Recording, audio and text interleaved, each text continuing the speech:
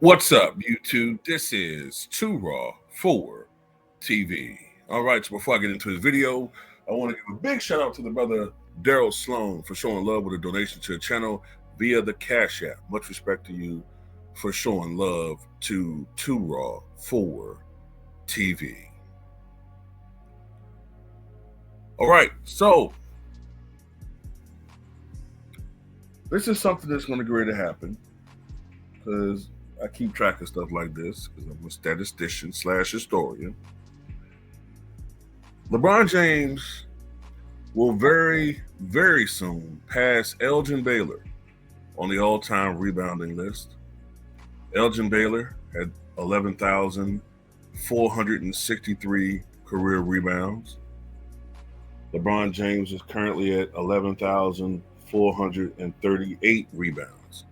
So he needs about 26 more rebounds to surpass Elgin Baylor. Now, I can't quite remember what he's averaging this season, but it's probably somewhere around 7, I guess. Just taking a stab at it. Although I have noticed that when he closes in on rebounds, he smashes the gas on his activity. So I wouldn't be surprised if he gets there in 2-3 games at the most. Probably 2 games. So if you notice him going for rebounds more aggressively than normal, it's because he's trying to hurry up and get that mark because he's a stat pattern. So look, whatever the case may be, they're going to celebrate this. And with the exception of probably like Mad Dog Russo, nobody's going to put this whole rebounding milestone into perspective. And this is the thing. LeBron James, as of today, has played in 1,000.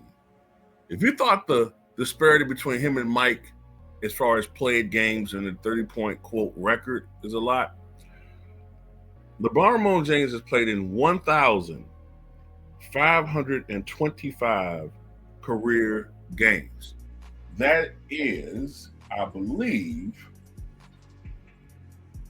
4th all time behind Robert Parrish, 1,611. Number 2, Kareem Abdul-Jabbar, 1,560. And number 3, Vince Carter, 1,541. So LeBron is right there. That is 679 more games than Elgin Baylor played in his entire career. Elgin Baylor played in 846 contests. So that's the equivalency, ladies and gentlemen, of over 8 more seasons than Elgin Baylor. 8 more seasons. And he's just now passing him in career rebounds. Look, LeBron James in his career has averaged 7.5 rebounds, which I would contend, considering how supposedly big and strong he is, he's an underwhelming rebounder. Look, Dominique Wilkins averaged, I think, just a hair under 7 rebounds. And Dominique Wilkins was 6'7", 210. Right? So he's, as I said before, LeBron's not even as good a rebounder as Larry Bird, who averaged right a little over 10 rebounds per game for his career. Elgin Baylor is not only a better rebounder than LeBron James, he's the greatest rebounding small forward in the history of the game. LeBron James has not had one season averaging double-digit rebounds. Elgin Baylor, on the other hand, averaged 13.5 rebounds per game for his career. And in 11 of the 14 seasons that Elgin Baylor played in, he averaged greater than 10 rebounds. As a matter of fact, Elgin Baylor was top 10 in rebounding. And not 1, not 2, not 3, not 4, not 5, not 6, not 7, not 8, but 9 of the 14 years he played. 9 of 14 years, Elgin Baylor was top 10 in the NBA in rebounding. And he was top 5 in rebounding in 5 different seasons. During the 1960-61 season, Elgin Baylor averaged a phenomenal 19.8 rebounds per game. And people can say, oh, well, the pace of the game was faster. That's why. Well, the pace of the game is faster today than it was 20 years ago. So by that same token, should we take Andre Drummond's and should we take Nikola Jokic's rebounding totals and say that they're on par with what Dennis Rodman did or what Kevin Garnett did in a slower paced game? Maybe not.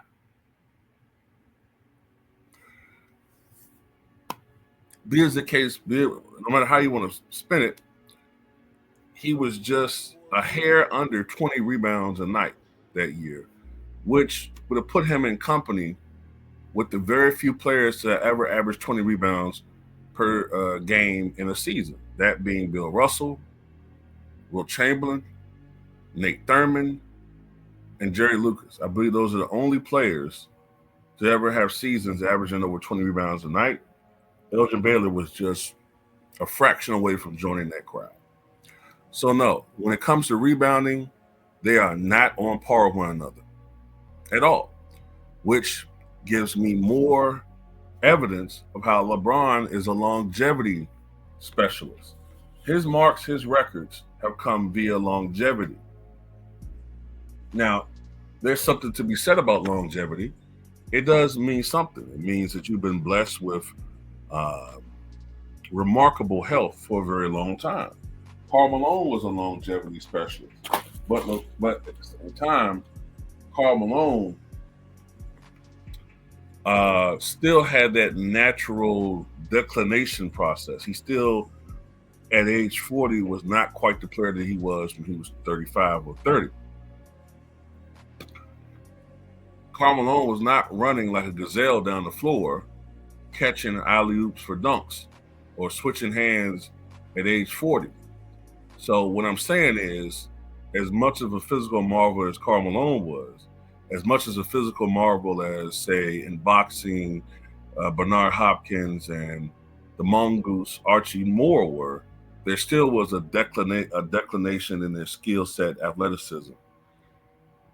This ain't natural. And yeah, I'm pretty much saying what you think I'm saying. And it'll be outed in time. But anyway, salute to Elgin Baylor. Tell me what you guys think.